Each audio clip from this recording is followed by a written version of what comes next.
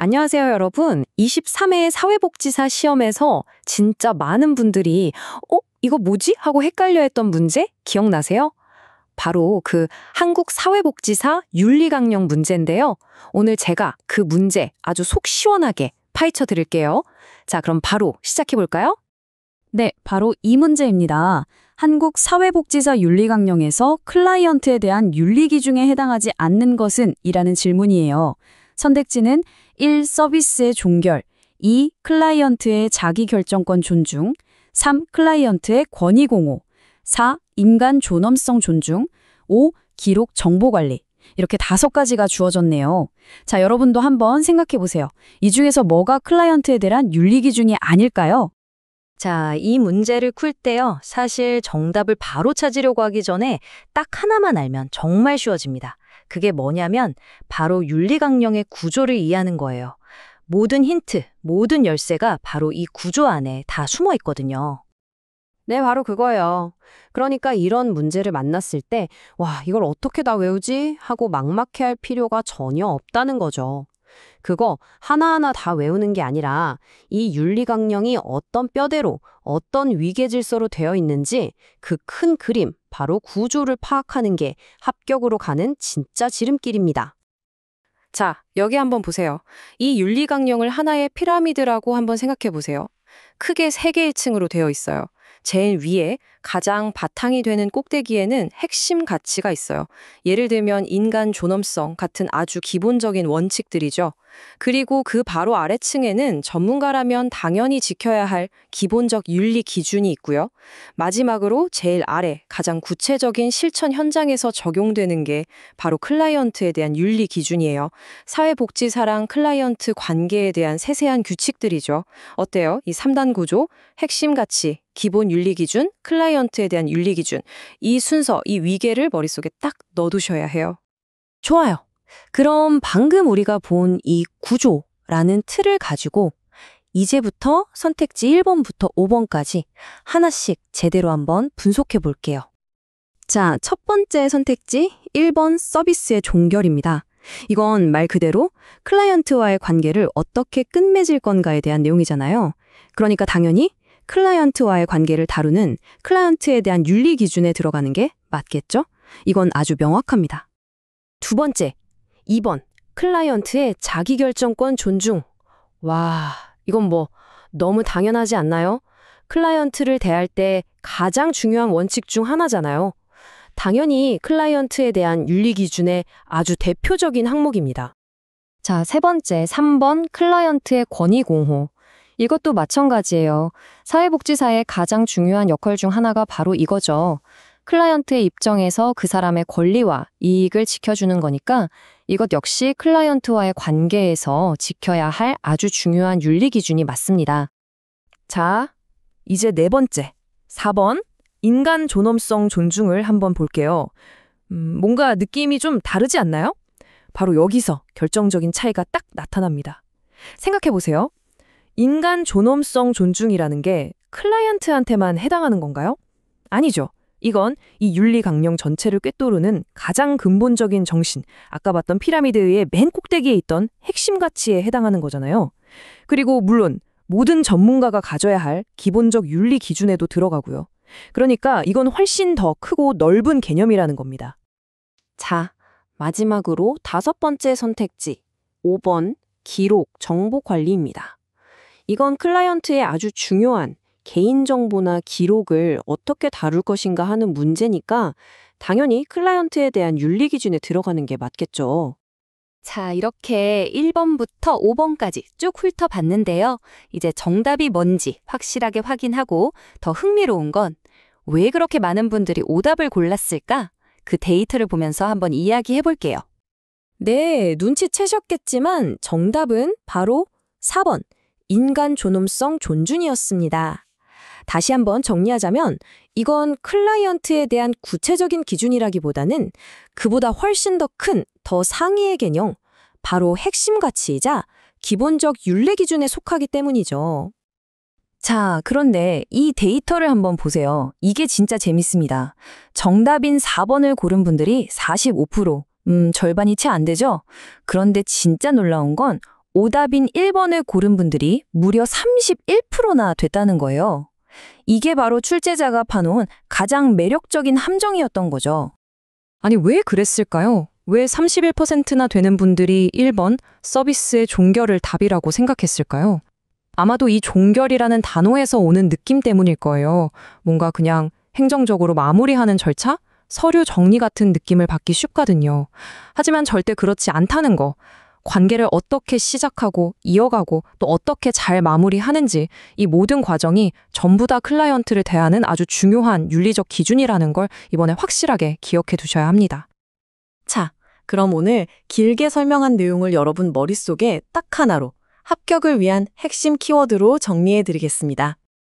오늘의 핵심! 바로 기출회독 키워드 062번 한국사회복지사 윤리강령입니다. 여러분 꼭 기억하세요. 핵심은 뭐다?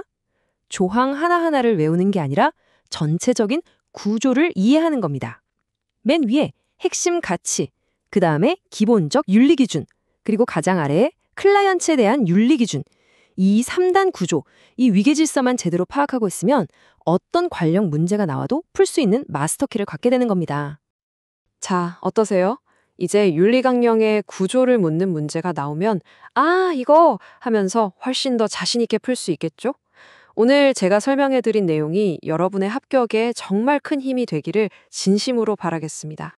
사회복지사 시험 준비하시는 여러분, 합격을 위해선 절대 놓치면 안 되는 개념이 있죠. 바로 인권입니다. 오늘은 제23회 기출문제 중에서요. 많은 분들이 헷갈려 하시는 인권의 종류, 이걸 아주 명확하게 구분하는 2번 문제를 속 시원하게 파헤쳐 보겠습니다. 오늘 이 시간으로 자유권과 평등권 더 이상 헷갈릴 일 없게 만들어 드릴 테니까요. 끝까지 집중해 주세요. 자, 오늘은 이렇게 총 6단계에 걸쳐서 이 문제를 완전히 정복해 볼 겁니다. 먼저 문제가 뭔지 같이 보고요. 선택지 1번부터 5번까지 하나하나 뜯어보면서 논리적으로 정답을 찾아 나갈 거예요. 특히 80%는 맞췄지만 나머지 20%는 왜 틀렸을까? 그 오답 함정을 데이터로 분석해보고 마지막으로 이 모든 걸 아우르는 핵심 키워드로 깔끔하게 마무리하겠습니다. 자, 그럼 바로 시작해볼까요? 네, 첫 번째 순서 오늘의 기출문제입니다. 아시겠지만 사회복지 실천에서 이 가치 기반, 특히 인권 파트는요, 거의 매년 빠지지 않고 출제되는 아주 중요한 영역이죠. 과연 어떤 문제가 우리를 기다리고 있을지 바로 확인해 보겠습니다. 문제는 이겁니다. 인권에 관한 설명으로 옳지 않은 것은? 자, 그러니까 5개 보기 중에서 4개는 맞는 설명이고 딱 하나만 틀렸다는 거죠. 이런 문제는요, 결국 각각의 권리 개념을 얼마나 정확하게 알고 있니? 하고 묻는 아주 기본적이고 전형적인 문제 유형이라고 할 수 있습니다. 좋습니다. 그럼 지금부터 본격적으로 선택지들을 하나씩 해부해 보겠습니다. 먼저 1번하고 2번부터 차근차근 살펴볼게요. 자, 선택지 1번입니다. 평등권은 국가의 적극적 책임과 의무를 강조하는 것으로 사회보장의 권리를 의미한다. 여기서 키워드는 평등권, 국가의 적극적 책임, 그리고 사회보장. 이 세 가지의 연결고리가 과연 자연스러운지 한번 보죠. 네, 이건 맞는 설명입니다. 우리가 평등권이라고 하면 단순히 모두 똑같이 대우해. 여기서 끝나는 게 아니거든요. 사람마다 출발선이 다 다르잖아요. 그걸 맞춰주기 위해서 국가가 좀 더 적극적으로 나서야 한다. 이게 바로 실질적 평등의 핵심입니다. 저소득층에게 의료비를 지원하는 사회보장제도 같은 게 바로 국가의 적극적인 책임을 보여주는 대표적인 예시죠. 따라서 1번은 옳은 설명이 맞습니다. 이어서 2번 선택지를 볼게요. 자유권은 국가의 통치와 간섭으로부터 자유를 보장하기 위한 권리이다. 이 문장은 어떨까요? 이것도 정확한 설명입니다. 자유권은 인권 역사에서 가장 먼저 등장한 1세대 인권이라고 하는데요.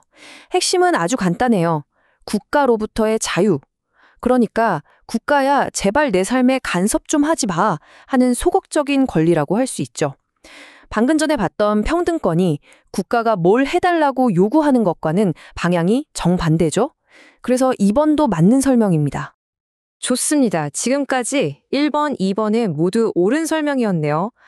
자, 이제 절반을 넘었습니다. 3번과 4번 선택지를 계속해서 분석해 보겠습니다. 3번 선택지. 평화권은 국가들 간의 연대와 단결의 권리이다. 평화권, 이건 조금 생소하게 들리는 분들도 있을 수 있겠네요. 과연 맞는 설명일까요? 네, 3번도 옳은 설명입니다. 이 평화권은 비교적 최근에 등장한 3세다 인권, 다른 말로는 연대권이라고도 부르는데요. 이건 이제 개인의 차원을 넘어서 인류 전체의 권리를 다루는 거예요. 예를 들어서 기후위기나 난민 문제처럼 한 나라의 힘만으로는 해결할 수 없는 문제들이 있잖아요. 이런 문제들을 국제사회가 다 함께 연대해서 해결하자고 강조하는 권리입니다. 그러니까 3번도 맞는 거죠. 자, 이제 4번입니다. 자유권은 국가가 반드시 보호해 주어야 하는 권리이다. 잠깐만요. 아까 2번에서 자유권은 국가의 간섭으로부터의 자유라고 했는데 이번에는 국가가 보호해야 한다고요? 이거 뭔가 앞뒤가 안 맞는 말 아닌가요? 이것도 맞는 설명입니다. 여기서 정말 중요한 포인트가 나오는데요. 국가의 의무는 두 가지 측면이 있는 거예요. 하나는 국가가 직접 나서서 시민의 자유를 침해하지 않는 소극적 의무, 그리고 또 하나는 다른 누군가가 내 자유를 침해하려고 할 때 국가가 나서서 그걸 막아주고 보호해주는 적극적 의무가 있는 거죠. 둘 다 국가의 아주 중요한 역할입니다. 따라서 4번 역시 옳은 설명입니다. 자, 여러분, 이제 마지막 선택지 하나만 남았습니다. 1번부터 4번까지가 전부 다 옳은 설명이었으니까 우리가 찾던 옳지 않은 설명, 즉 이 문제의 정답은 뭐겠어요? 그렇죠. 바로 5번입니다. 왜 5번이 틀렸는지 지금부터 확실하게 분석해 보겠습니다. 마지막 5번 선택지입니다. 평등권은 구속 및 인신매매로부터의 보호를 의미한다. 이게 얼핏 들으면 그럴듯한데? 싶어요. 하지만 여기에 결정적인 오류가 숨어 있습니다. 이 문장이 틀린 이유는 딱 하나입니다. 구속이나 인신매매로부터의 보호라는 내용을 평등권이라는 카테고리에 잘못 연결시켰다는 점이에요. 그렇다면 이 내용은 원래 어떤 권리에 속해야 맞는 걸까요? 지금 화면에 보이는 표를 보시면 그 차이가 아주 명확하게 드러나죠. 왼쪽 자유권 항목을 한번 보세요. 부당한 구속, 납치, 인신매매로부터의 보호는 개인의 신체의 자유를 지키는 자유권의 아주 핵심적인 내용입니다. 반면에 오른쪽의 평등권은 차별받지 않고 동등한 기회를 보장받는 것과 관련이 있죠. 이렇게 두 개념은 완전히 다른 영역의 이야기입니다. 결론적으로 구속이나 인신매매로부터의 보호는 자유권에 속하는 내용이기 때문에 이걸 평등권의 내용이라고 설명한 5번 선택지는 명백하게 틀렸습니다. 그래서 이 문제의 정답은 5번이 되는 거죠. 이 개념 정말 중요하니까 꼭 구분해서 기억해 두시오. 그럼 다른 수험생들은 이 문제를 어떻게 풀었을까요? 데이터를 통해서 어떤 부분에서 실수가 많이 나왔는지, 그 함정은 과연 무엇이었는지 한번 살펴보겠습니다. 데이터를 보니까요, 정답인 5번을 선택한 비율이 무려 80%에 달합니다. 이 말은 즉, 이 문제는 합격하려면 반드시 맞춰야 하는 그야말로 지본 중의 기본 문제라는 뜻입니다. 하지만 그럼에도 20%, 그러니까 5명 중 1명은 오답을 선택했다는 건데요. 특히 8%의 수험생이 4번을 선택한 점이 눈에 띄네요. 아마도 자유권을 단순히 국가로부터의 자유라고만 생각해서 아까 우리가 강조했던 국가의 보호 의무라는 적극적인 측면을 놓쳤을 가능성이 커 보입니다. 결국 이 문제의 함정은 자유권과 평등권의 개념을 명확히 구분하고 각 권리의 세부 내용까지 정확히 아는 것이었네요. 자, 이제 오늘의 문제풀이를 마무리하면서요. 이 내용을 머릿속에 확실하게 각인시켜줄 핵심 키워드를 정리해 보겠습니다. 나중에 복습하실 때 아주 유용할 거예요. 이 문제와 관련된 기출회도 키워드 번호는 065번입니다. 나중에 관련 문제들만 모아서 풀어보실 때 이 번호를 꼭 기억해 주세요. 그리고 핵심 키워드는 바로 사회복지 실천의 가치 기반입니다. 그렇죠. 오늘 우리가 다룬 이 인권 문제가 결국 사회복지사가 가져야 할 가장 근본적인 가치와 철학이 무엇이냐에 대한 질문이었던 셈이죠. 오늘 해설은 여기까지입니다. 마지막으로 질문 하나를 남기면서 마무리할게요. 클라이언트의 자기결정권을 존중해야 하는 자유권의 가치와 한정된 자원을 공정하게 분배해야 하는 평등권의 가치가 현장에서 충돌할 때 여러분은 어떤 결정을 내리시겠습니까? 이 질문에 대해 한번 깊이 생각해 보시면 좋겠습니다. 감사합니다. 사회복지사 시험 공부 어떻게 하고 계신가요? 기출문제에 그냥 정답만 체크하고 넘어가면 실력이 잘 안 늘죠. 그래서 오늘은 사회복지 실천론의 핵심 기출문제 하나를 아주 제대로 속 시원하게 파헤쳐 보려고 합니다. 정답은 물론이고 왜 다른 선택지들은 오답인지까지 완벽하게 분석해서 여러분의 것으로 만들어 드릴게요. 자, 바로 시작해 볼까요? 오늘 우리가 한번 제대로 정복해볼 문제는요, 사회복지 실천 현장에서 정말 흔하게 마주칠 수 있는 아주 중요한 윤리 딜레마에 관한 문제입니다. 바로 제22회 시험에 출제됐던 3번 문제입니다. 자, 문제 한번 같이 보시죠. 특정 문제에 대해서 어떤 서비스를 제공할지 결정할 때 클라이언트의 의사를 존중해주는 것, 이 윤리적 쟁점이 과연 뭘까요? 여기서 가장 중요한 표현, 핵심 키워드가 뭘까요? 딱 보이죠? 바로 클라이언트의 의사를 존중, 이 부분입니다. 이 문장과 딱 맞는 짝꿍, 핵심 윤리 원칙을 찾아내는 게 우리의 미션입니다. 여러분, 정답을 가장 확실하게 찾는 방법이 뭔지 아세요? 정답을 바로 찾으려고 하기보다 이건 절대 답이 아니라 싶은 오답들을 하나씩 지워나가는 겁니다. 그럼 지금부터 선택지 하나하나를 뜯어보면서 왜 답이 될 수 없는지 그 이유를 명확하게 밝혀보겠습니다. 자, 먼저 선택지 1번, 비밀보장입니다. 비밀보장, 이건 뭐 너무 명확하죠. 클라이언트의 정보를 외부에 함부로 이야기하지 않는다는 원칙이잖아요. 문제의 핵심인 서비스 결정에서 의사를 존중하는 것과는 전혀 다른 이야기입니다. 그쵸? 첫 번째 오답 확실하게 지우고 넘어갈게요. 다음은 선택지 2번, 진실성 고수와 알 권리입니다. 이건 사회복지사가 클라이언트에게 정보를 정직하게 제공해야 한다는 원칙이에요. 정보를 주는 것과 그 정보를 바탕으로 한 클라이언트의 결정을 존중하는 것. 이건 분명히 다른 개념이죠? 이것도 정답이 아닙니다. 이어서 선택지 3번, 제한된 자원의 공정한 분배를 보겠습니다. 이 개념은 말 그대로 한정된 자원, 예를 들어 후원금이나 서비스를 여러 명에게 어떻게 공평하게 나눌 것인가의 문제예요. 지금 문제처럼 한 명의 클라이언트 의사를 존중하는 상황과는 거리가 좀 멀죠? 이것도 지웁니다. 자, 마지막 오답 후보입니다. 선택지 4번, 전문적 관계 유지. 이건 사회복지사가 전문가로서의 선을 지키는 것, 그러니까 뭐 사적인 관계로 발전하지 않는다거나 하는 원칙에 대한 이야기입니다. 서비스 결정에 대한 존중과는 또 다른 차원의 이야기죠. 자, 보세요. 1번, 2번, 3번, 4번이 모두 아니라고 하니까 이제 정답이 그냥 눈에 보이죠? 네, 맞습니다. 이렇게 헷갈리는 오답들을 싹 걷어내고 나니까 정답이 너무나 선명하게 드러나네요. 이 정답은요, 사회복지 실천에서 절대로 잊어서는 안 될 가장 근본적인 가치 중 하나입니다. 정답은 바로 5번, 클라이언트의 자기결정권입니다. 이 원칙은 사회복지 실천의 심장과도 같다고 할 수 있어요. 시험에서도 정말 단골로 출제되는 핵심 개념이니까 이번 기회에 확실하게 머리에 딱 새겨두셔야 합니다. 클라이언트 자기결정권이란 게 뭐냐면요, 말 그대로 클라이언트가 자신의 삶에 대해서 스스로 선택하고 결정할 권리가 있다는 뜻입니다. 그리고 우리 사회복지사는 그 결정을 존중해야 한다는 거죠. 문제에서 나왔던 클라이언트 의사존중이라는 표현과 정확히 같은 의미라고 보시면 됩니다. 이게 바로 정답의 열쇠였던 거죠. 자, 그럼 다른 수험생들은 이 문제를 어떻게 풀었을까요? 궁금하시죠? 데이터는 거짓말을 하지 않거든요.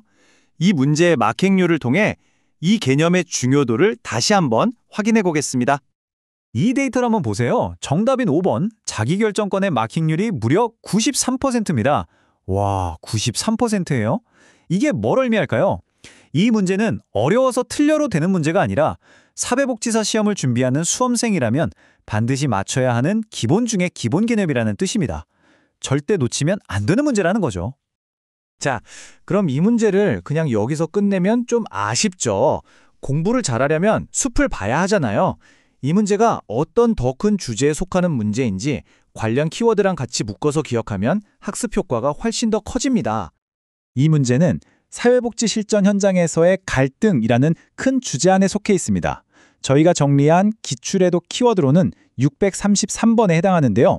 생각해보세요.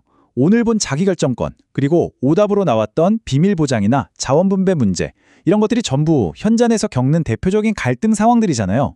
이렇게 키워드 중심으로 묶어서 공부하면 개념이 훨씬 체계적으로 잡히게 됩니다. 오늘 분석은 여기까지입니다. 하지만 마지막으로 여러분께 정말 중요한 질문 하나를 남기고 싶어요. 클라이언트의 자기결정권, 물론 굉장히 중요하죠. 하지만 이게 절대적인 원칙은 아닙니다. 만약에 클라이언트의 결정이 자기 자신이나 다른 사람에게 심각한 해를 끼칠 위험이 있다면 어떨까요? 자기결정권과 생명보호의 원칙이 딱 부딪힐 때 사회복지사는 과연 무엇을 우선해야 할까요? 이 어려운 딜레마에 대해서 깊이 고민해보는 것, 바로 거기서부터 다음 단계의 학습이 시작되는 겁니다. 감사합니다. 안녕하세요. 사회복지사 시험을 준비하시는 여러분, 반갑습니다. 오늘은요, 제22회 사회복지 실천론 시험에 나왔던 인권 관련 핵심 문제 딱 하나만 제대로 파헤쳐보려고 해요. 이거 하나만 딱 이해해도요, 인권의 중요한 특징들을 한 번에 싹 정리할 수 있거든요. 자, 그럼 오늘 우리가 풀어볼 문제 바로 한번 만나보시죠. 이 문제 하나로 핵심 개념을 완전히 우리 걸로 만들어 보자고요. 문제는 바로 이겁니다. 인권에 관한 설명으로 옳지 않은 것은 22회 시험 4번 문제였죠. 자, 지금부터 선택지 하나하나가 도대체 왜 맞고 또 왜 틀리는지 꼼꼼하게 따져보면서 정답을 찾아가 보겠습니다. 좋습니다. 그럼 선택지 하나씩 분석 들어가 볼게요. 자, 먼저 1번 선택지입니다. 첨부성은 인간이 세상에 태어나면서부터 존엄성을 가지고 태어났다는 의미이다. 어때요? 이 설명이 과연 맞는 말일까요? 네, 이건 정확히 맞는 말이죠. 첨부성, 말 그대로 하늘이 부여한 성질이란 뜻이잖아요. 인권이라는 건 누가 허락해줘야 갖는 게 아니라 인간이라면 태어나는 그 순간부터 당연히 갖게 되는 권리라는 거예요. 그러니까 1번은 옳은 설명, 맞습니다. 좋습니다. 다음으로 2번 선택지 볼까요? 자유권은 시민적 정치적 권리이다. 이거 인권 세대 구분할 때 자주 나오는 분류인데 이 설명은 맞을까요? 네, 이것도 역시 옳은 설명입니다. 자유권은 뭐냐면 국가 권력이 부당하게 우리 개인의 자유를 침해하지 못하도록 보호하는 데 초점을 맞춘 권리거든요. 그래서 시민적, 정치적 권리의 가장 핵심적인 부분이라고 할 수 있죠. 그러니까 2번도 맞는 말이네요. 자, 3번 선택지는 평화권에 대한 내용이군요. 평화권은 국가들 간의 연대와 단결의 권리이다. 평화권. 아마 조금 생소하게 느끼는 분들도 계실 텐데요. 이 설명은 어떨까요? 네, 3번도 맞는 설명입니다. 이 평화권이라는 건요, 개인의 권리를 넘어서서 모든 인류가 평화를 누릴 권리를 말하는 거예요. 그러려면 당연히 국가들끼리 연대하고 단결해야겠죠? 그래서 이걸 연대권이라고도 부릅니다. 이 분류 기억해 두시면 아주 좋습니다. 자, 드디어 4번 선택지입니다. 보편성은 자기의 인권은 자기만이 소유할 수 있다는 의미이다. 어딘가 좀 이상하게 들리지 않으세요? 바로 이 설명이 이 문제의 함정일 가능성이 아주 높습니다. 그렇죠. 여기서 아주 명백한 오류가 드러납니다. 보편성이라는 건 모든 사람에게 적용된다는 뜻이잖아요. 근데 자기만이 소유한다니요? 이건 완전히 다른 얘기죠. 4번 선택지의 설명은 보편성의 진짜 의미와는 전혀 다릅니다. 자, 그래도 끝까지 확인해 봐야죠. 마지막 5번 선택지입니다. 평등권은 경제적, 사회적, 문화적 권리이다. 이 분류는 맞을까요? 네, 5번 역시 옳은 설명이 맞습니다.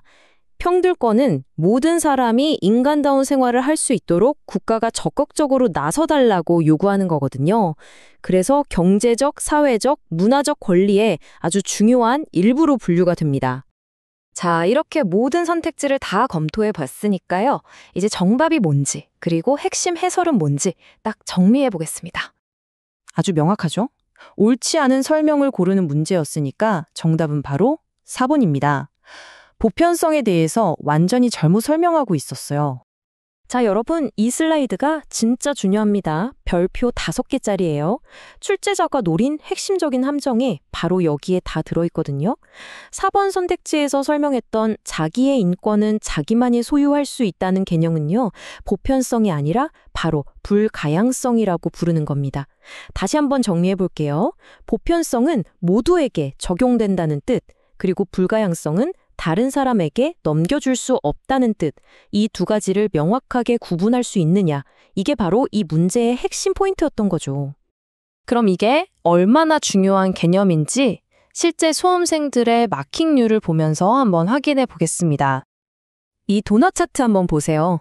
정답인 4번을 선택한 수험생이 무려 85%에 달해요. 이게 뭘 의미할까요? 맞습니다.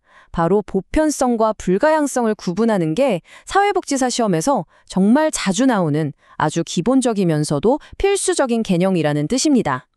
합격하려면 절대 놓쳐서는 안 되는 부분이라는 거죠. 자, 그럼 마지막으로요. 오늘 배운 내용을 핵심 키워드로 딱 정리하면서 마무리하겠습니다. 오늘 우리가 푼 문제는요. 기출해독 키워드 065번 사회복지 실천의 가치 기반에 해당하는 내용입니다. 그러니까 오늘 다룬 첨부성, 보편성, 불가향성뿐만 아니라요. 상호 의존성이나 불가분성 같은 인권의 다른 주요 특징들도 이 키워드 아래에서 함께 묶어서 복습하고 정리해 두시는 게 아주 중요합니다.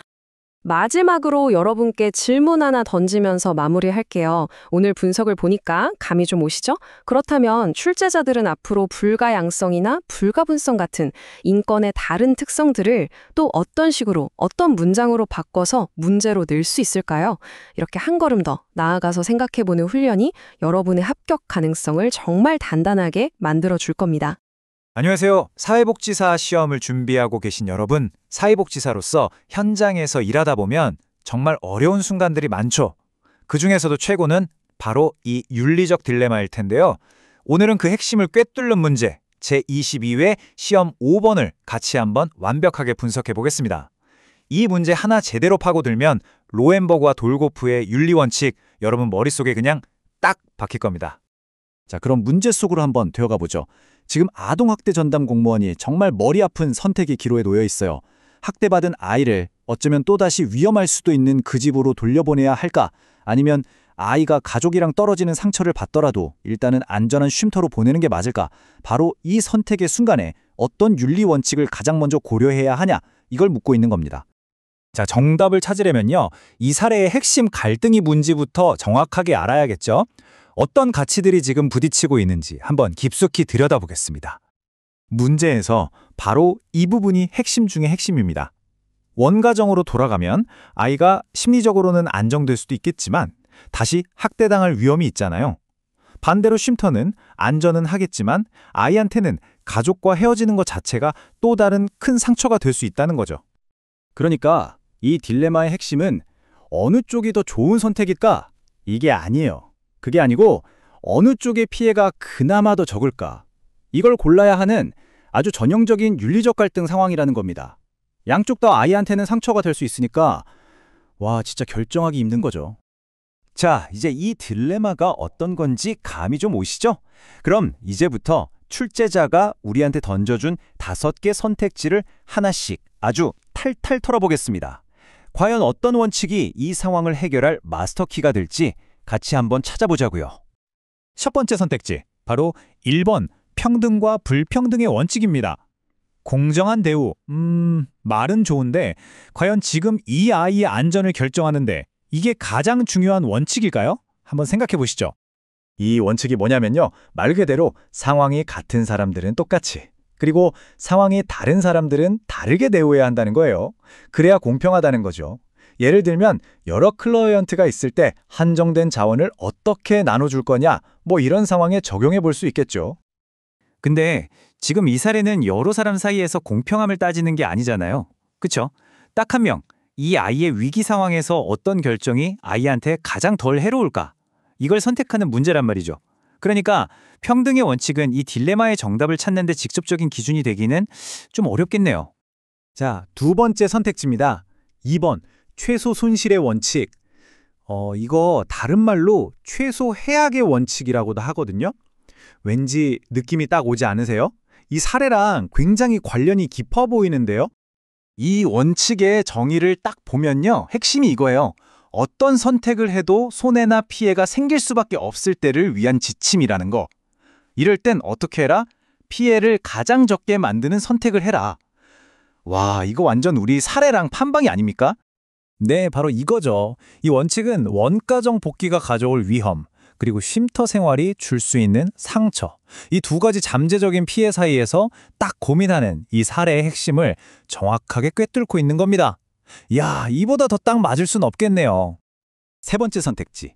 3번, 사회정의 실현의 원칙입니다.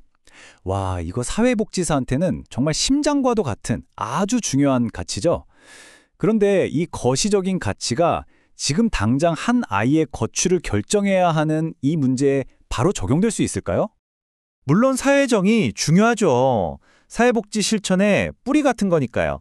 하지만 로엔버그와 돌고프가 말하는 우선순위에서는요, 이런 개인의 긴급한 위기 상황에 대한 직접적인 결정 지침은 아니에요.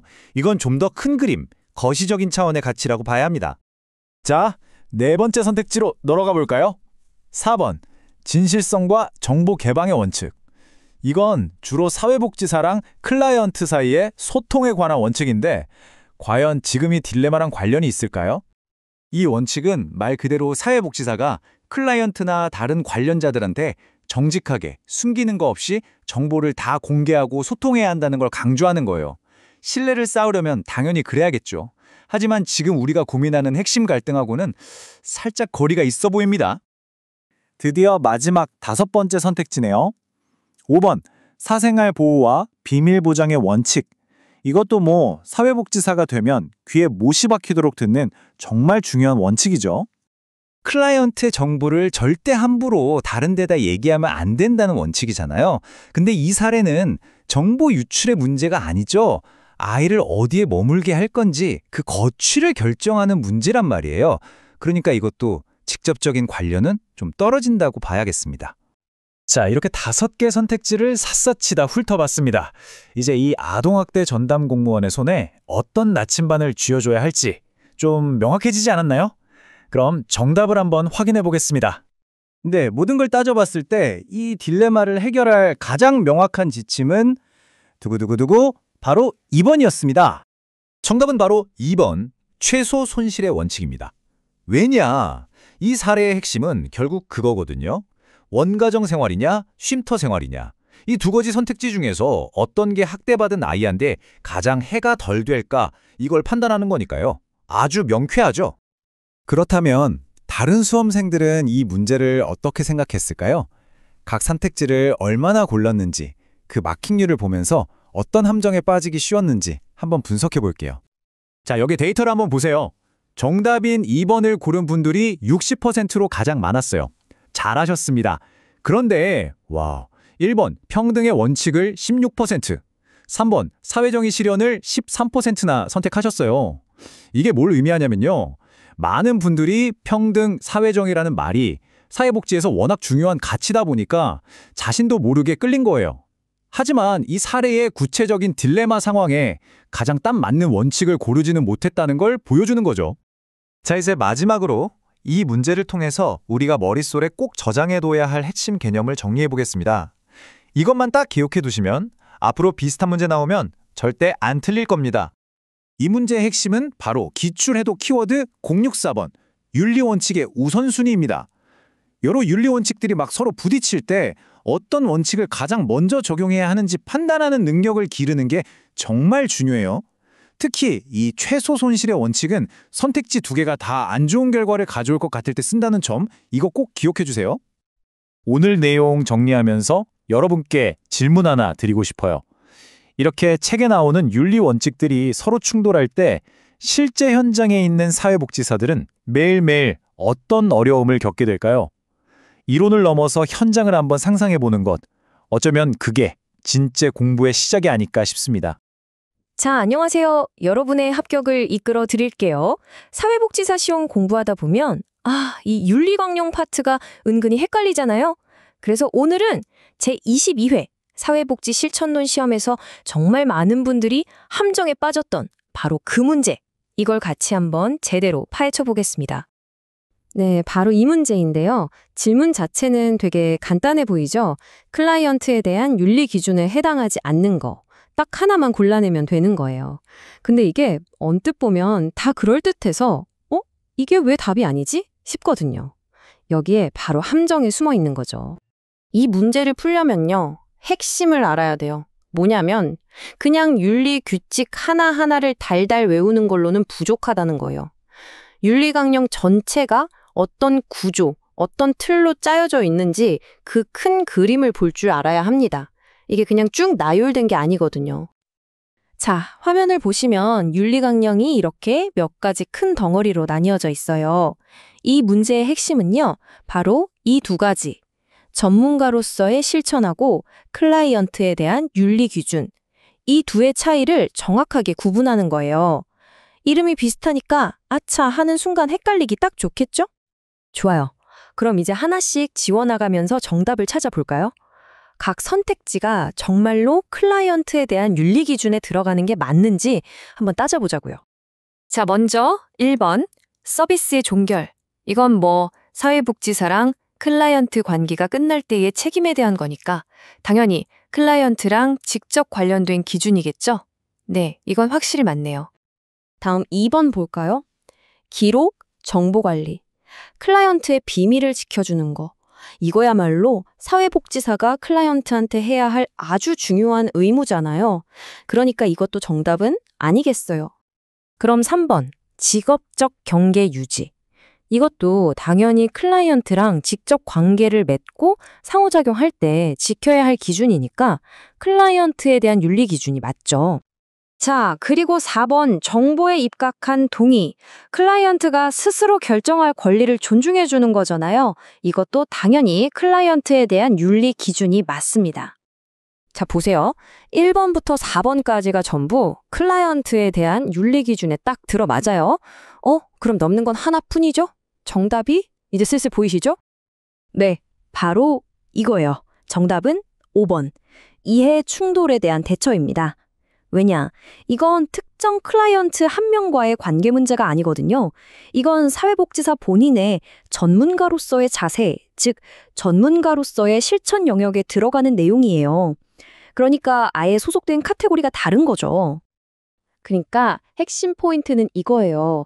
이해 충돌이라는 건 어떤 클라이언트에 대한 직접적인 의무라기보다는요, 사회복지사라는 전문가, 그 자신의 직업적 양심, 진실성에 대한 문제라는 거예요. 그래서 클라이언트에 대한 기준이랑은 다른 방에 넣어둔 거죠. 아시겠죠? 자, 그런데 말이죠. 이 문제가 왜 그렇게 많은 수험생들을 괴롭혔을까요? 이게 데이터를 보면 그 이유가 아주 명확하게 드러납니다. 다른 분들은 과연 어떤 답을 골랐을지 한번 보실까요? 와, 이 마킹률 한번 보세요. 정답을 맞춘 사람이 겨우 31%밖에 안 돼요. 그리고 진짜 놀라운 건 이거예요. 오답인 3번, 직업적 경계 유지를 고른 사람이 무려 28%나 된다는 거. 정답인 5번이랑 거의 막상막하죠? 이건 정말 많은 분들이 여기서 헷갈렸다는 증거예요. 바로 이 28%라는 숫자가 뭘 의미하냐면요. 전문성이라는 그럴듯한 큰 개념하고 윤리강령의 구체적인 카테고리 구분을 혼동했다는 거예요. 그래서 합격하시려면 이런 미묘한 차이, 즉 전체적인 구조를 파악하는 게 정말 중요합니다.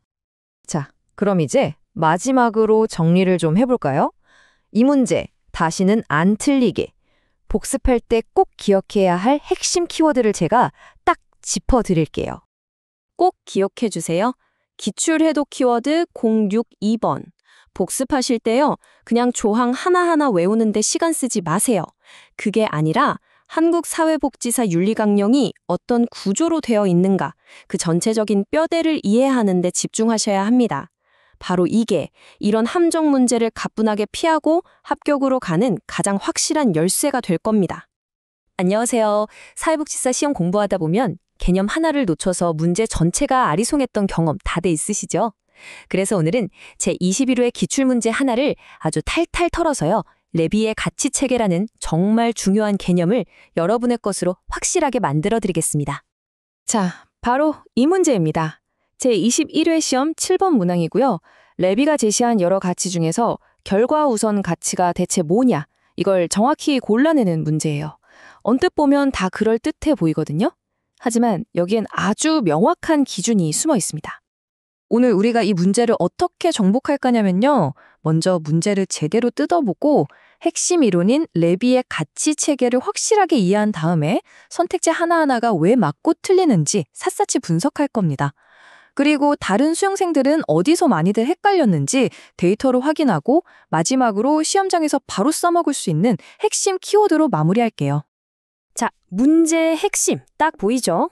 결과, 우선 가치. 이 단어의 의미를 정확히 모르면 그냥 감으로 찍을 수밖에 없는 문제입니다.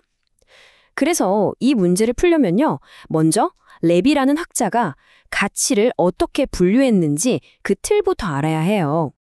그럼 핵심 개념으로 들어가 보겠습니다. 레비는 사회복지사가 지녀야 할 가치가 사실은 크게 3가지 종류로 나뉜다고 봤어요.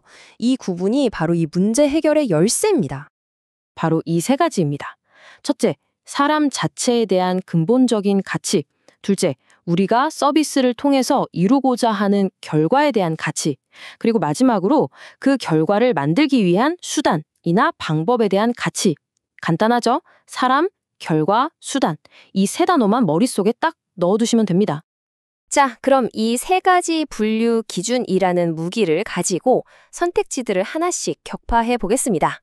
각각이 사람, 결과, 수단 중에 어디에 속하는지 같이 한번 판단해 보시죠. 첫 번째 선택지 1번 자기결정권 존중입니다. 이건 사람, 결과, 수단 중에 어디에 해당할까요? 그쵸. 이건 우리가 클라이언트를 대하는 방법, 즉 수단에 대한 거잖아요. 사회복지 실천을 어떻게 할 것이냐에 대한 원칙이니까 이건 수단 우선 가치가 맞습니다. 다음은 2번 인간 존엄성에 대한 믿음입니다. 이건 어떨까요? 인간이라는 단어에서 바로 힌트를 얻을 수 있죠. 이건 어떤 방법이나 결과가 아니라 사람, 그 자체에 대한 우리의 근본적인 믿음입니다. 그러니까 이건 명백히 사람 우선 가치에 해당되겠죠. 세 번째 선택지는 3번 비심판적 태도입니다. 자, 이건 어떤 가치일까요? 이것도 감이 오시죠? 클라이언트를 대하는 태도, 즉 실천 방법에 대한 거잖아요. 아까 봤던 자기결정권 존중이랑 같은 맥락에서 이것도 수단 우선 가치의 아주 좋은 예시입니다. 자, 드디어 4번 선택지입니다. 동등한 사회 참여 기회 제공. 이게 바로 우리가 찾던 답일까요? 네, 바로 이겁니다. 동등한 기회를 제공하는 것. 이건 우리가 사회복지 실천을 통해서 최종적으로 만들고 싶은 바람직한 결과물 또는 목표잖아요. 이것이야말로 우리가 찾던 결과 우선 가치의 완벽한 예시라고 할 수 있죠. 마지막 5번 선택지도 확인하고 가야죠. 개별성에 대한 인정. 이건 어디에 속할까요? 모든 클라이언트는 다 다르다. 독특한 개인으로 봐야 한다는 것. 이것 역시 사람에 대한 근본적인 관점이죠. 그러니까 인간 존엄성과 마찬가지로 사람 우선 가치에 해당됩니다. 자, 이렇게 모든 선택지를 사람, 결과, 수단이라는 기준으로 싹 다 분석해 봤습니다.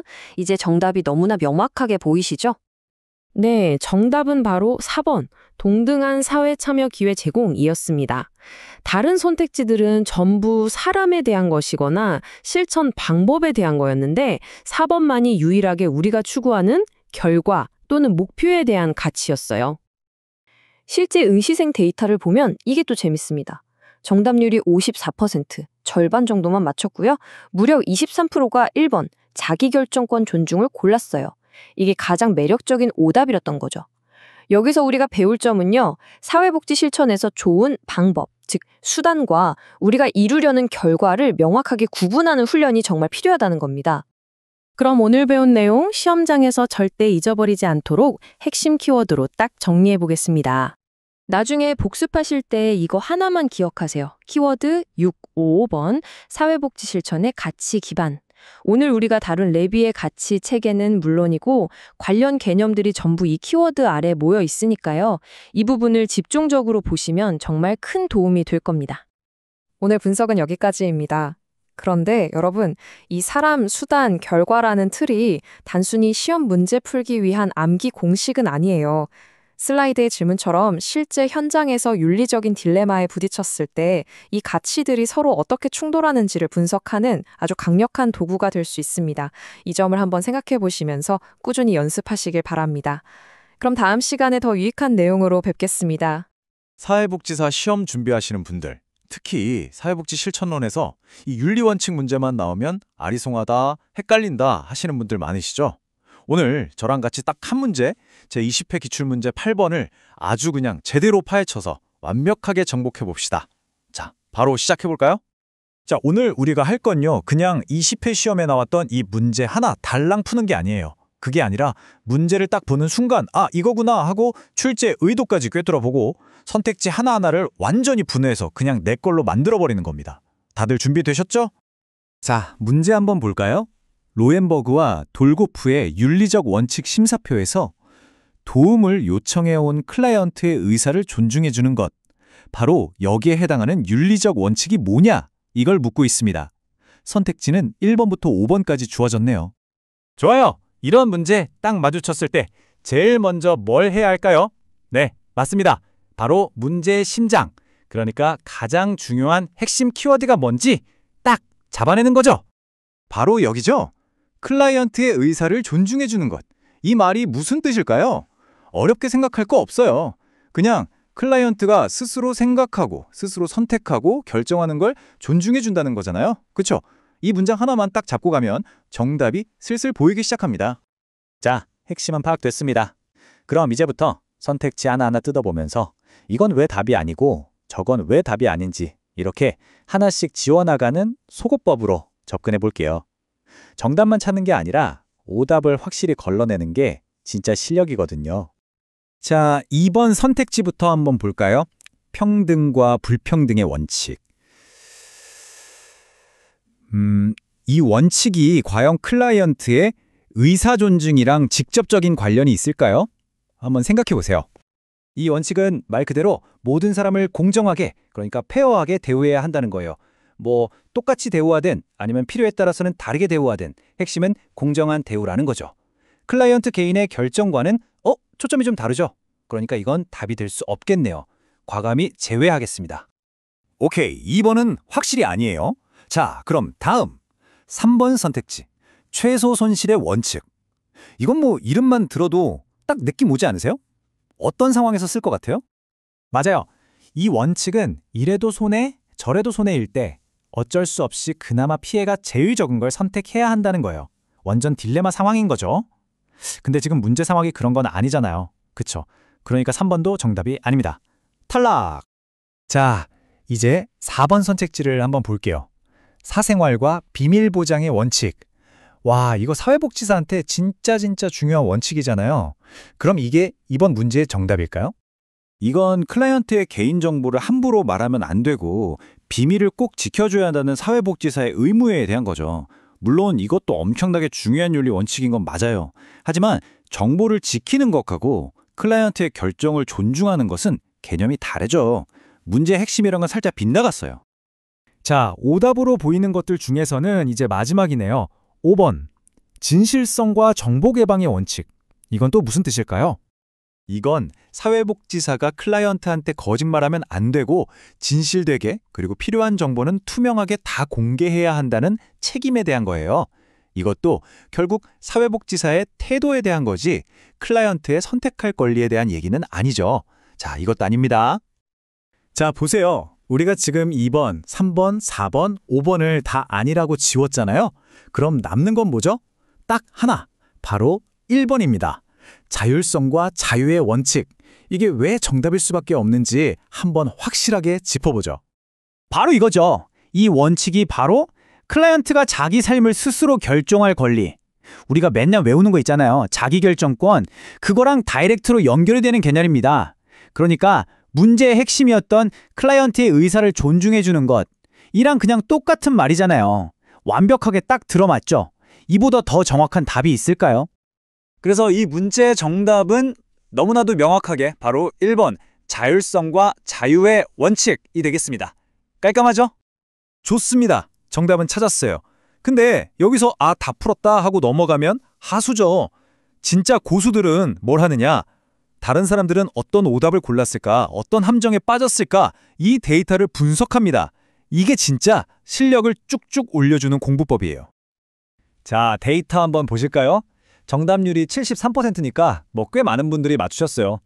근데 우리가 주목해야 할 건 따로 있습니다. 바로 4번.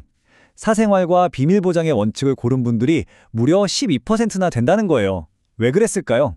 제 생각엔 이 비밀보장 원칙이 워낙 중요하다고 맨날 배우니까 그냥 문제 보자마자 이거 중요한 거잖아? 하고 헷갈리신 거죠. 자기결정권이라는 핵심을 놓친 거예요. 여러분, 꼭 기억하세요. 중요하다고 해서 무조건 모든 문제의 정답이 되는 건 절대 아닙니다. 자, 그럼 오늘 우리가 이렇게 열심히 뜯어본 이 모든 내용을 딱 하나의 핵심 키워드로 정리해 드릴게요. 이건 그냥 듣고 넘기지 마시고 여러분 공부하는 노트에 꼭 적어두세요. 관련 문제 풀 때마다 떠올리시면 정말 큰 도움이 될 겁니다. 오늘 우리가 다룬 이 문제의 공식 기출 해석 키워드는 바로 064번 윤리원칙의 우선순위입니다. 이게 무슨 말이냐면요. 단순히 각 원칙의 뜻만 달달 외우는 데서 그치면 안 된다는 거예요. A 원칙이랑 B 원칙이 딱 부딪혔을 때 뭘 더 중요하게 생각해야 하는지 그 우선순위, 그 서열을 알아야 한다는 거죠. 이 키워드 딱 잡고 복습하시면 앞으로 어떤 윤리원칙 문제가 나와도 절대 흔들리지 않을 겁니다. 어떤 가치가 더 위에 있는지 판단하는 능력, 바로 그게 여러분을 합격으로 이끌어줄 진짜 실력 아닐까요? 자, 사회복지 실천론 기출문제 이거 하나만 제대로 파악해도 핵심 개념이 머리에 쏙 들어옵니다. 오늘 우리가 함께 풀어볼 문제는 바로 이 사회복지사 윤리강령에 대한 건데요. 바로 시작해볼까요? 바로 이 문제입니다. 제20회 9번 문제였네요. 한국사회복지사 윤리강령의 목적, 옳은 걸 모두 고르는 거예요. 기역, 니은, 디귿, 리을 이 네 가지 보기가 각각 어떤 의미인지, 이게 왜 맞는지 우리 같이 한번 차근차근 뜯어보자고요. 자, 첫 번째 보기 기역부터 볼게요. 사회복지의 전문성을 확보하고 외부 통제로부터 전문직을 보호할 수 있는 기준을 제공한다. 여기서 딱 두 단어만 기억하면 돼요. 전문성 확보, 그리고 전문직 보호. 그러니까 이 윤리강령이라는 게 우리는 전문가입니다 하고 딱 선을 그어주고 외부에서 함부로 이래라 저래라 못하게 막아주는 방패 역할을 한다는 거죠. 어때요? 당연히 맞는 말이겠죠? 좋아요. 다음은 보기 는입니다. 윤리적 갈등 상황에서 의사결정에 필요한 윤리 기준을 제시한다. 이게 무슨 말이냐면 사회복지사로 일하다 보면 정말 애매하고 어려운 상황에 처할 때가 많거든요. 이럴 땐 어떻게 해야 하지? 하고 길을 잃었을 때 바로 이 윤리강령이 이쪽으로 가세요 하고 알려주는 나침반 같은 역할을 하는 거예요. 그러니까 는도 아주 중요한 목적이 맞습니다. 그쵸? 자, 세 번째, 보기 디귿. 사회복지사가 자기관리를 통해 클라이언트를 보호할 수 있도록 안내한다. 여기선 이 연결고리가 중요해요. 사회복지사 개인이 스스로 품위와 자질을 잘 관리하는 것, 즉 자기관리가 결국 누구를 위한 거다? 바로 클라이언트 보호로 이어진다는 거예요. 내가 전문가답게 행동해야 클라이언트도 제대로 보호받을 수 있다는 거죠. 이것도 정말 중요한 목적이겠죠? 이제 마지막 보기 리을을 볼까요? 시민에게 전문가로서 사회복지사의 역할과 태도를 알리는 수단으로 작용한다. 이게 무슨 뜻이냐면요. 윤리강령은 우리끼리만 이렇게 하자고 보는 비밀문서가 아니라는 거예요. 이건 일종의 대국민 약속 같은 겁니다. 저희 사회복지사는 이런 원칙을 가지고 일하는 전문가들입니다. 저희를 믿어주세요 하고 사회에 알리는 거죠. 그러니까 리을도 당연히 맞는 설명입니다. 자, 그럼 정리가 되네요. 보니까 기역, 니은, 디귿, 리을 이 네 가지 모두가 한국사회복지사 윤리강령의 중요한 목적이 맞아요. 전문직을 보호하는 역할, 의사결정이 기준이 되는 역할, 클라이언트를 보호하는 역할, 그리고 사회에 우리를 알리는 역할까지 와, 하나도 빠짐없이 다 맞는 얘기였네요.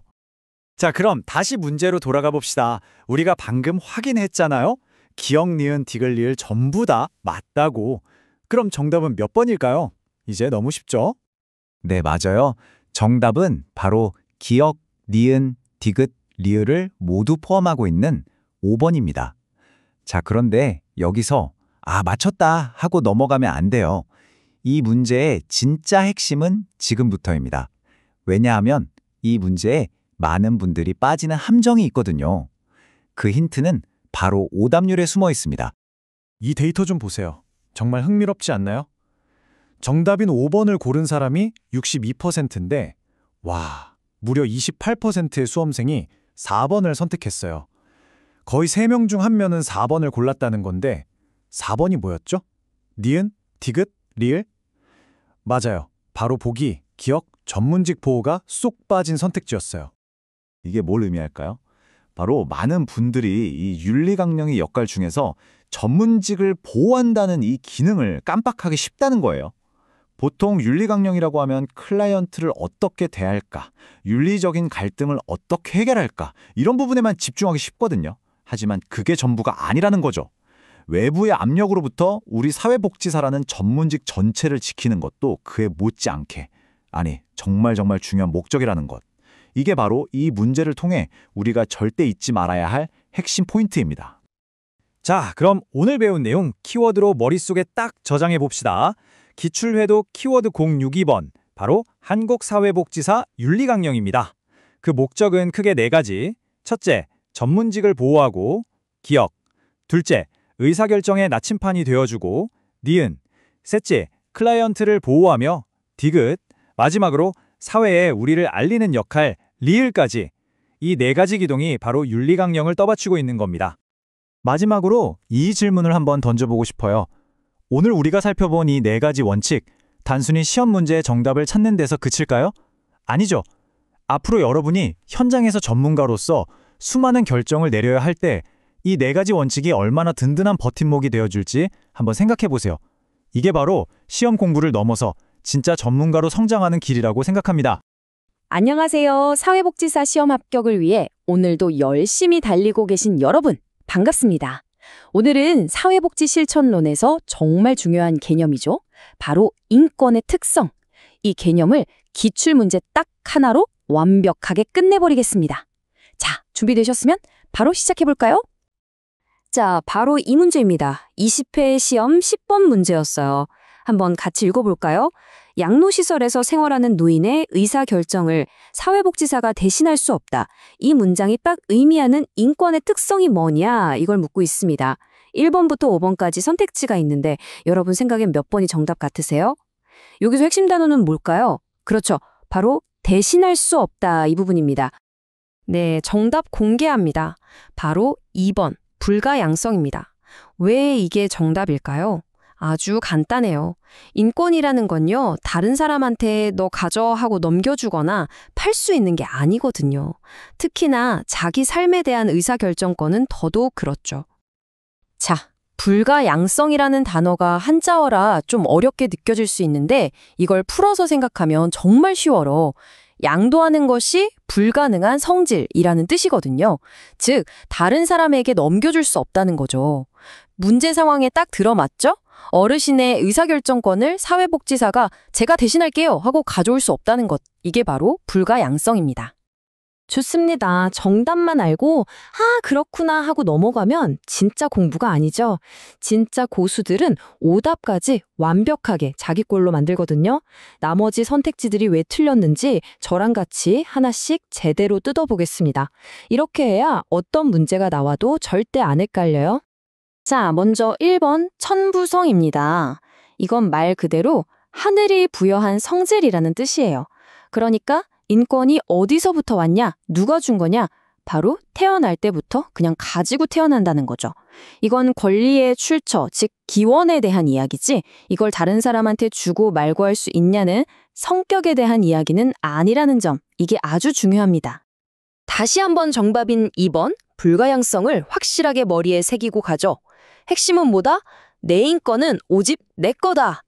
다른 사람한테 빌려주거나 팔거나 그냥 줘버릴 수 없다. 이겁니다.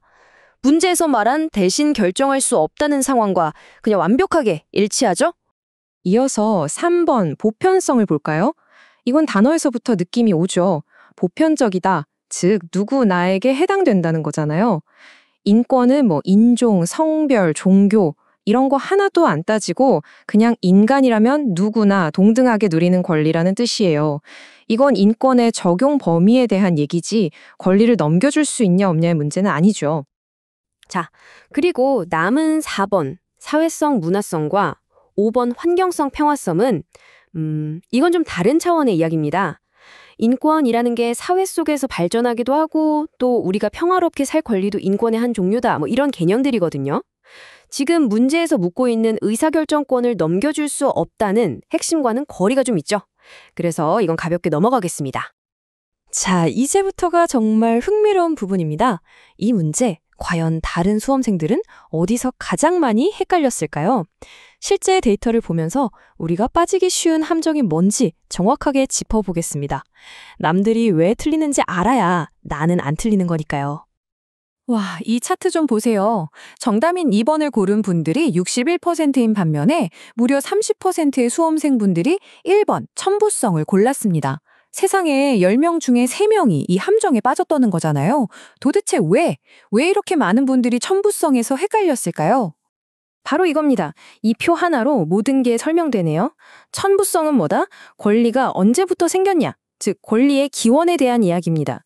불가양성은 뭐다? 그 권리의 성격이 어떠냐? 즉, 남에게 넘길 수 없다는 그 특징에 대한 이야기죠. 이 둘을 섞어서 생각하니까 헷갈리는 거예요. 그니까 왜 헷갈렸는지 알 것 같아요. 아마 많은 분들이 이렇게 생각하셨을 거예요.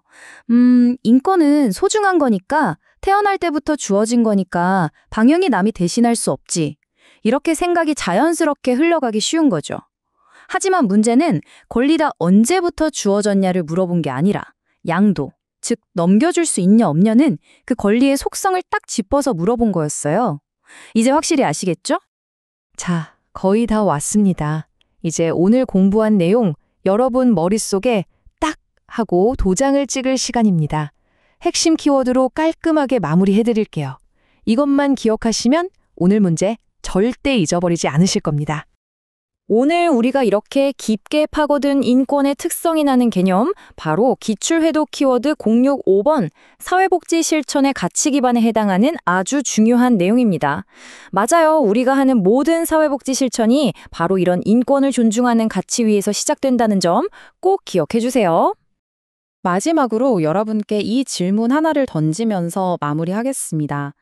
인권은 불가양성, 즉 다른 사람에게 넘겨줄 수 없다는 이 사실이 과연 우리 사회복지사들에게는 어떤 의미일까요? 이건 단순히 대신 결정해주면 안 된다. 여기서 끝나는 이야기가 아닙니다. 오히려 우리가 왜 클라이언트 옆에서 그분들이 스스로 결정할 수 있도록 힘을 실어줘야 하는지, 즉 임파워먼트가 왜 그렇게 중요한지에 대한 가장 근본적인 답을 주는 게 아닐까요? 이 점을 한번 깊이 생각해 보시면 정말 좋겠습니다. 안녕하세요. 사회복지사 시험 준비하시는 분들이라면 윤리적 딜레마 문제, 이거 정말 헷갈리시죠? 그래서 오늘은 19회 기출문제 하나를 같이 풀어보면서 이 개념을 확실하게 잡아볼게요. 자, 바로 시작해볼까요? 이 문제가 바로 19회차 11번 문항입니다. 소속기관은 예산을 아끼라고 하고 클라이언트에게는 서비스가 꼭 필요한 상황. 와, 이거 진짜 현장에서 충분히 있을 법한 일이죠? 정답을 찾으려면 선택지부터 하나씩 뜯어봐야 해요. 자, 이 문제를 풀려면요, 이 5가지 갈등 유형을 제대로 아는 게 핵심이에요. 하나씩 차근차근, 그게 도대체 무슨 뜻인지부터 같이 살펴볼게요. 첫 번째, 1번 가치 상충입니다. 이건 말 그대로 사회복지사로서 지켜야 할 중요한 가치들이 있잖아요. 그게 서로 꽝 하고 부딪히는 상황이에요. 예를 들면 이런 거죠. 클라이언트가 스스로 결정하게 둬야 하는 자기결정권 존중이라는 가치. 근데 또 한편으로는 위험에 빠지지 않게 보호해야 하는 생명보호 가치. 이 두 개가 충돌할 때 이걸 가치 상충이라고 하는구나 하고 이해하시면 쉽습니다. 자, 두 번째는 2번 의무 상충입니다. 여기서는 역할이라는 단어가 키포인트예요. 역할. 생각해보세요.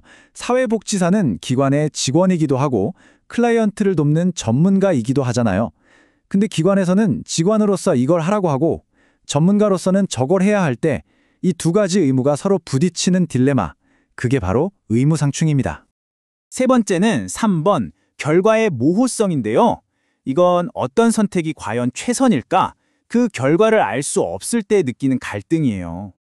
내가 지금 하는 이 개입이 클라이언트한테 도움이 될까? 아니면 오히려 독이 될까?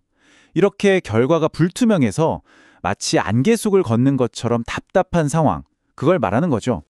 네 번째는 4번 힘 또는 권력의 불균형입니다. 아, 이거 많은 분들이 헷갈려 하시더라고요. 이건 기본적으로 사회복지사랑 클라이언트 관계에 힘의 차이가 있을 수밖에 없다는 것에서 시작해요. 그러니까 클라이언트가 아무래도 전문가인 사회복지사한테 의지하게 되잖아요. 그러다 보면 스스로 결정해야 하는데도 선생님이 알아서 해주세요. 이렇게 자기결정권을 포기해버리는 상황이 생길 수 있다는 거예요. 자, 마지막 5번째, 5번, 클라이언트 체계의 다중성입니다. 이건 간단해요. 클라이언트가 한 명이 아닐 때 생기는 문제예요. 주로 가족 상담 같은 거 할 때 많이 겪죠. 예를 들어 부부 상담을 하는데 아내 입장에서는 이혼하는 게 최선인데 남편 입장에서는 그게 아닐 수 있잖아요. 이럴 때 누구의 이익을 먼저 생각해야 하나 이런 갈등을 말합니다. 자, 이렇게 5가지 개념을 다 살펴봤습니다. 그럼 이제 다시 원래 문제로 돌아가서 이 상황에 딱 맞는 옷이 뭔지 한번 찾아볼까요? 문제를 다시 한번 볼게요. 기관의 예산 때문에 클라이언트에게 필요한 서비스를 못 해주는 상황. 자, 우리가 방금 배운 5가지 중에 어떤 게 가장 정확한 설명일까요? 네, 정답은 바로 2번, 의무 상충입니다. 맞추셨나요? 왜 이게 정답일까요? 이 상황을 잘 뜯어보면 사회복지사가 가진 2가지 의무가 정면으로 부딪히고 있기 때문이에요. 기관의 예산을 지켜야 하는 직원으로서의 의무가 하나 있고요. 또 클라이언트에게 필요한 서비스를 줘야 하는 전문가로서의 의무가 또 있죠. 이 2가지가 충돌하니까 의무 상충이 가장 정확한 답이 되는 거죠. 근데 여기서 끝내면 재미없죠? 더 흥미로운 건 다른 분들은 어떤 답을 골랐을까 하는 점이에요. 데이터를 보면서 어떤 오답에 많이들 낚였는지 한번 볼게요. 와, 데이터를 보니까 71%나 정답인 2번을 고르셨네요. 정답률이 꽤 높은 문제예요, 그쵸? 하지만 우리가 주목할 건 바로 오답을 고른 나머지 분들입니다. 어떤 선택지가 그렇게 매력적이었을까요? 보니까 14%가 4번 힘, 권력 불균형을, 그리고 11%가 1번 가치 상충을 고르셨어요. 이게 왜 헷갈렸는지 이해는 가요? 기관이 사회복지사한테 힘을 행사하는 거니까 권력 불균형 아닌가? 또 가치가 충돌하는 상황이니까 가치 상충도 맞는 말 같잖아요. 하지만 이 문제에서 묻고 있는 갈등의 핵심은 서로 다른 역할에서 나오는 의무들의 충돌이거든요. 그래서 가장 구체적이고 딱 맞는 표현은 의무 상충이 되는 겁니다. 자, 그럼 오늘 길게 설명했는데 최종적으로 딱 하나만 기억하시라고 핵심을 정리해 드릴게요. 이것만 기억하면 비슷한 문제는 절대 안 틀릴 거예요. 오늘 우리가 다룬 이 문제는요, 기출 해독 키워드 063번 사회복지 실천 현장에서의 갈등에 해당하는 내용입니다. 핵심은 오늘 배운 5가지 갈등 유형 있죠? 가치 상충, 의무 상충, 결과의 모호성, 권력 불균형, 클라이언트 체계의 다중성. 이 5가지를 헷갈리지 않고 구분하는 것. 그것만 확실하게 해두시면 됩니다. 물론 시험 문제는 이렇게 풀었지만 기관의 방침과 클라이언트의 필요가 충돌할 때 나라면 어떻게 할 것인가? 이 질문은 사실 모든 사회복지사가 현장에서 평생 안고 가야 할 숙제 같은 거죠. 오늘 내용이 여러분의 고민에 조금이나마 도움이 되었으면 좋겠습니다. 감사합니다. 사회복지사 시험 공부하시면서 특히 이 윤리강령 파트에서 이거였나 저거였나 하고 헷갈렸던 경험 다들 있으시죠? 오늘 그 헷갈리는 부분 제가 확실하게 정리해 드릴게요. 사회복지 실천론 19회 12번 문제, 정말 많은 분들이 함정에 빠졌던 바로 이 문제를 완벽하게 분석해서 다시는 틀리지 않도록 만들어 드리겠습니다. 자, 바로 시작해 볼까요? 자, 바로 이 문제입니다. 화면에 보이는 지문 한번 보시죠. 여기서 딱 한 단어, 바로 동료라는 이 단어 때문에 오답률이 확 올라갔거든요. 도대체 왜 동료라는 키워드가 함정인지, 그리고 이 행동의 진짜 주인공은 누구인지 지금부터 하나씩 파헤쳐 보겠습니다. 그럼 선택지 심층 분석으로 들어가 볼게요. 정답을 찾는 것도 중요하지만 왜 다른 것들이 오답인지를 아는 게 더 중요하거든요. 자, 먼저 1번 선택지부터 뜯어보겠습니다. 1번, 기본적 윤리 기준입니다. 이건 뭐랄까, 사회복지사라면 전문가로서 갖춰야 할 기본 소양 같은 거라고 생각하시면 쉬워요. 어떤 특정 상황, 그러니까 클라이언트나 동료와의 관계보다는 훨씬 더 넓고 포괄적인 원칙들을 다루는 거죠. 여기 예시들을 좀 보세요. 전문가로서의 자세, 전문성, 개발, 노력, 전부 사회복지사 개인의 전문성에 대한 이야기잖아요. 문제에서처럼 클라이언트에게 설명하고 동의를 얻는 이런 구체적인 상호작용하고는 초점이 좀 다르죠. 그러니까 1번은 정답이 아니겠구나 하고 넘어갈 수 있는 겁니다. 자, 다음으로 2번 선택지로 넘어가 보죠. 클라이언트에 대한 윤리 기준. 어때요? 제목부터가 문제 상황이랑 아주 밀접한 관련이 있어 보이지 않나요? 이건 사회복지사와 클라이언트의 관계에 직접적으로 초점을 맞추는 기준입니다. 이 기준은 클라이언트의 권위 공호, 비밀 보장, 그리고 문제랑 직접적으로 연관된 정보에 입각한 동의나 직업적 경계 유지 같은 아주 중요한 내용들을 다루고 있어요. 문제에서 클라이언트에게 설명하고 동의를 얻는다는 부분이 바로 정보에 입각한 동의에 해당하고요. 동료의 클라이언트를 인계받는 그 절차는 직업적 경계 유지의 한 부분으로 볼 수 있거든요. 이거 아주 유력한 정답 후보네요. 잘 기억해두죠. 자, 드디어 나왔습니다.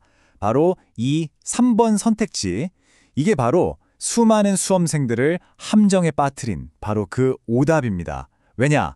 문제 지문에 동료라는 단어가 너무나도 선명하게 보이니까요. 이 표를 보시면 그 차이가 확 느껴지실 거예요. 왼쪽을 보세요. 문제의 진짜 핵심은 의뢰받은 클라이언트를 어떻게 대할 것인가, 즉 클라이언트의 권리와 동의가 중심이잖아요. 그런데 오른쪽의 동료 기준은 말 그대로 동료 사회복지사들끼리 어떻게 존중하고 협력할 거냐, 이 관계에 초점이 맞춰져 있는 거예요. 행동의 최종 목적지가 클라이언트냐, 동료냐, 완전히 다른 거죠. 4번하고 5번은 사실 비교적 쉽게 제외할 수 있어요. 4번, 사회에 대한 윤리 기준은 사회정책 개선 활동처럼 훨씬 더 스케일이 큰 이야기고요. 5번, 기관에 대한 윤리 기준은 내가 소속된 기관에 대한 책임에 대한 거니까요. 문제에서 제시된 클라이언트와의 1대1 상황하고는 좀 거리가 멀죠. 자, 이렇게 모든 선택지를 검토하고 나니까 정답이 명확해졌습니다. 그런데요, 실제 수험생들이 어떤 선택을 했는지 데이터를 보면 아주 흥미로운 이야기가 숨어 있습니다. 네, 정답은 바로 2번, 클라이언트에 대한 윤리 기준입니다. 여기서 가장 중요한 포인트는요, 문제에서 설명된 모든 행동들, 그러니까 슈퍼바이저와 논의하고 클라이언트에게 동의를 구하는 이 모든 과정이 궁극적으로는 클라이언트의 권익을 보호하기 위한 거라는 점이에요. 모든 책임의 화살표가 클라이언트를 향하고 있는 거죠.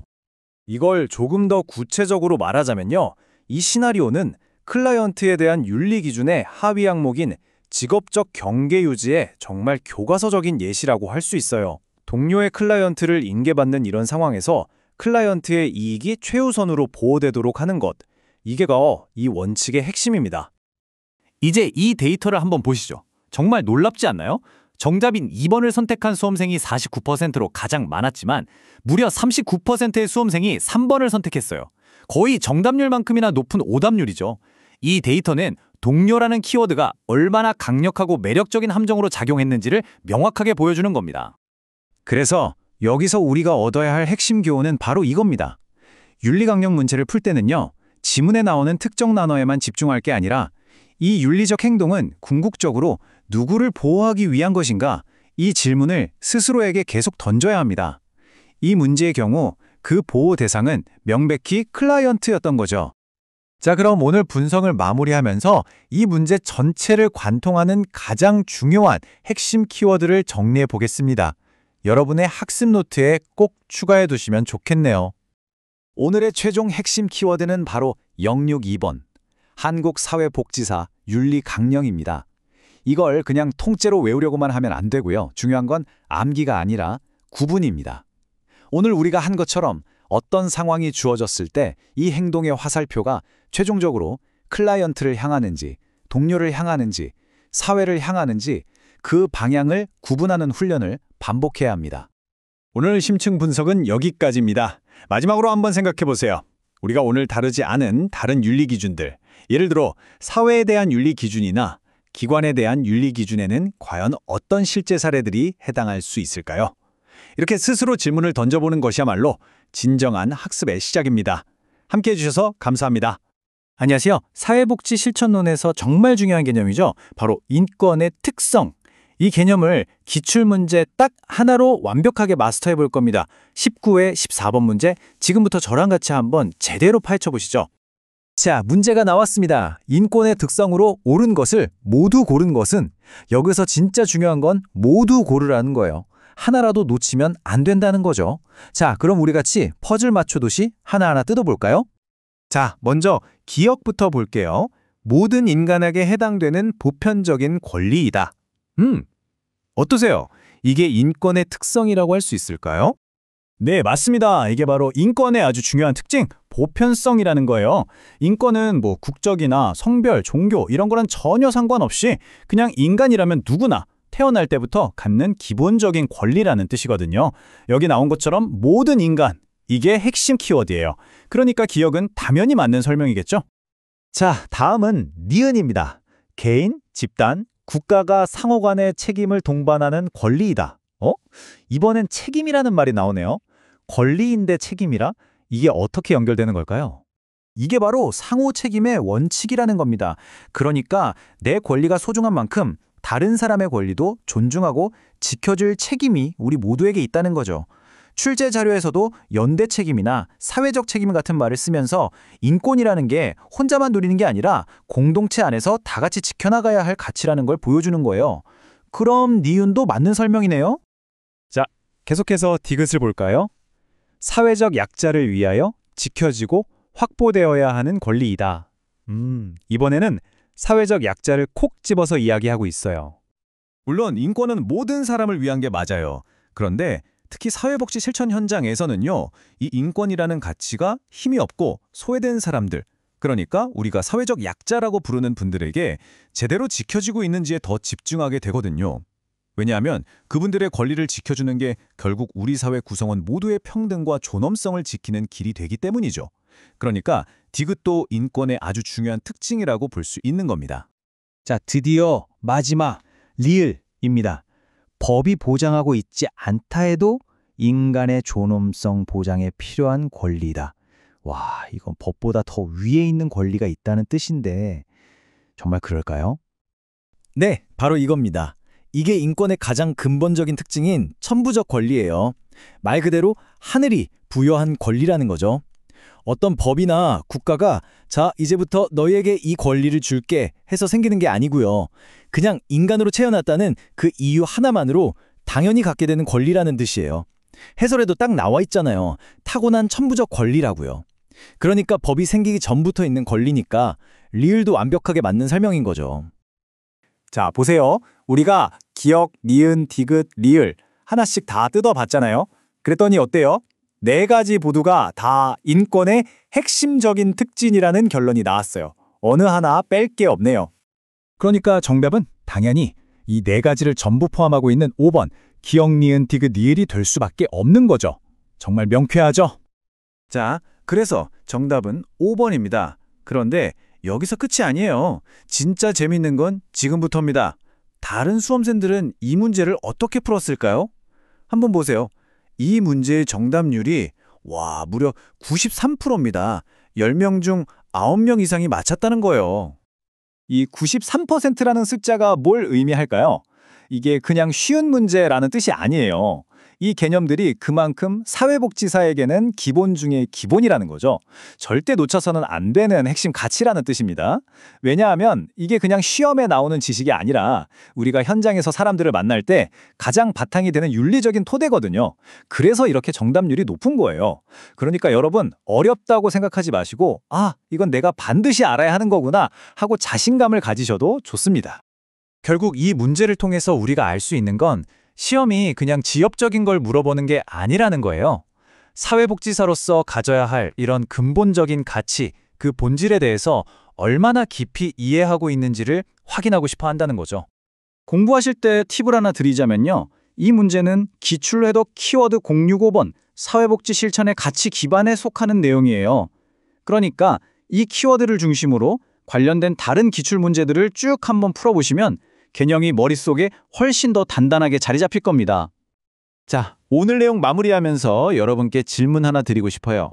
오늘 우리가 살펴본 이 네 가지 원칙들, 보편성, 상호책임, 약자 보호, 그리고 천부적 권리. 이걸 그냥 시험지에 있는 글자로만 보지 마시고요. 앞으로 여러분이 사회복지사가 되어서 만날 사람들, 그리고 일상 속에서 이걸 어떻게 발견하고 실천할 수 있을지 한번 생각해보는 건 어떨까요? 그렇게 고민하는 순간 이 지식은 더 이상 시험 공부가 아니라 정말 여러분의 살아있는 가치가 될 거라고 믿습니다.